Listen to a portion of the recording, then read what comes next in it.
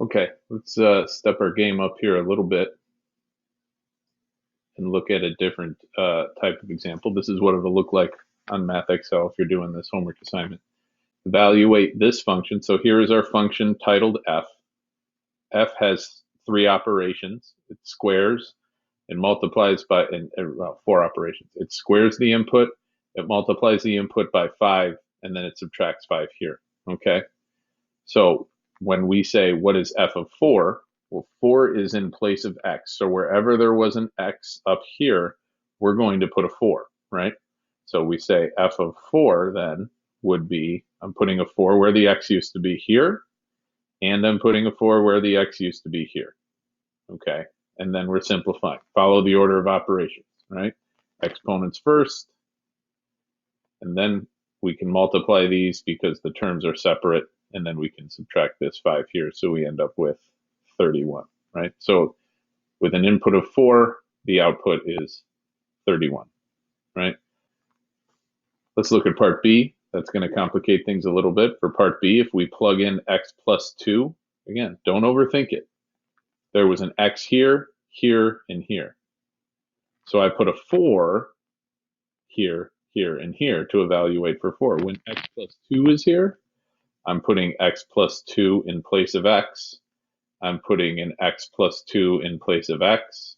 And I'm putting a minus 5 after it. Okay, now this is going to take a little bit more work. We're still going to follow the order of operations, which say execute the exponent first. Now, side note, okay, x plus 2, when I square this, is not the same as x squared plus 2 squared. I don't get to what I call distribute the exponent into these parentheses. The math doesn't work for that. And here's one reason why.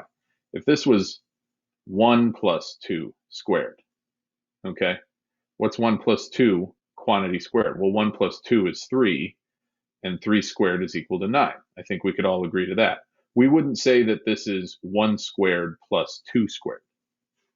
We wouldn't distribute this 2 to the 1 and the 2. 1 squared is 1, 2 squared is 4. 1 plus 4 would be 5, which is not 9.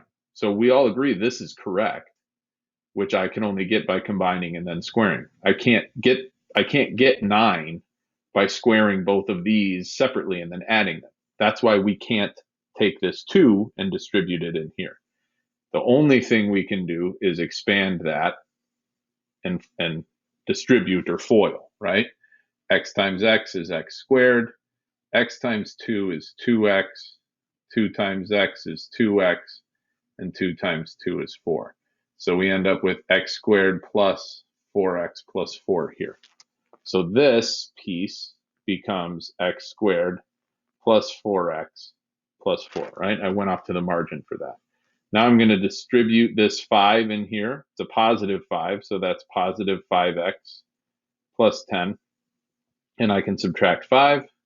And then I'm combining all of my like terms with addition. X squared, these x's come together for 9x. The 4, the 10, and the 5 come together for a positive 9.